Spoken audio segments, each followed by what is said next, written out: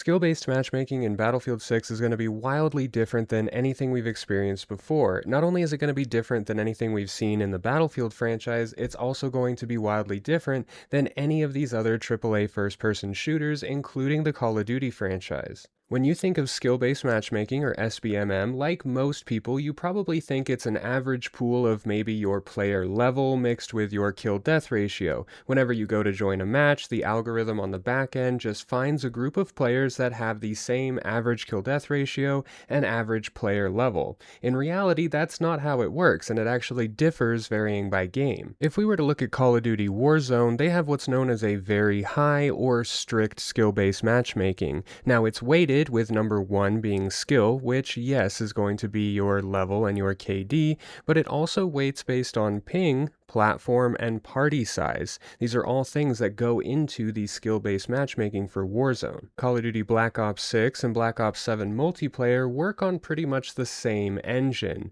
rating highest your skill, which is your KD, your wins, your score, and your level, number 2 being your ping or connection, and number 3 actually being your engagement or your total time played. And it is interesting to know that Call of Duty Warzone and Call of Duty multiplayer actually weight their skill-based matchmaking differently. Now, all of these different online FPS games have different weighting systems that they use. Even Apex Legends has one of these skill-based matchmaking rating systems, which weights accordingly. Now we get to the exciting part, Battlefield 6. Battlefield 6 is completely flipping the script and just throwing everything that we've conventionally known about skill-based matchmaking in the trash. Instead of rating on skill or this internal algorithmic determination of how good you are, it's going to number 1 rate based on your ping or your location. So if you're playing on a Seattle server, you're more likely to play with other people on a Seattle server, even if their skill or their kill death, player level, or average score is entirely different.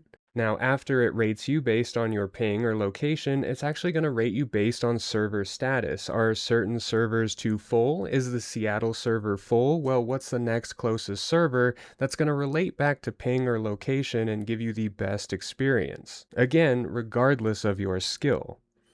Your skill, whatever the algorithm thinks your skill is. And then at number 3, under the ping and location and the server steadiness, it then goes to skill, things like your score per minute, your level, and your KD. So it's weighting your optimal gameplay experience over the actual skill of the people in the lobby. So can you really call this skill-based matchmaking, or is it really just quality of life matchmaking? I've never talked so highly about a new system being implemented in a first-person shooter.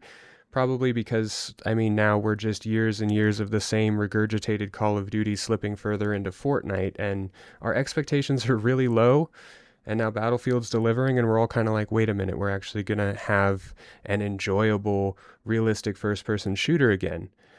That's exciting. It's nostalgic. It's been so long since we've had that. Anyways, coming in at number 4 is the team balance, right? So how well does everyone's ping operate together? Are we all playing on a same server, or a server that we all can get, good frame rate, no lag spikes, things like that? When I shoot, is my impact going to be related to when I pull the trigger? Is it gonna, just skip through the air and then finally get there?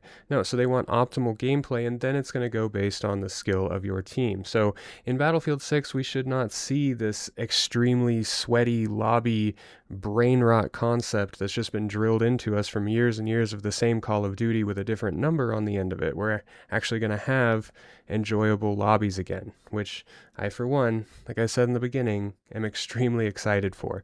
Let me know what you think. Do you think this new kind of flipped on its script skill-based matchmaking, where instead of like all the other games, they take things like your average score, your kill death, and your player level up top, and then kind of stagger down, they're taking the location ping and then optimal gameplay server location first, and then at the bottom balancing all of those kind of personal stats?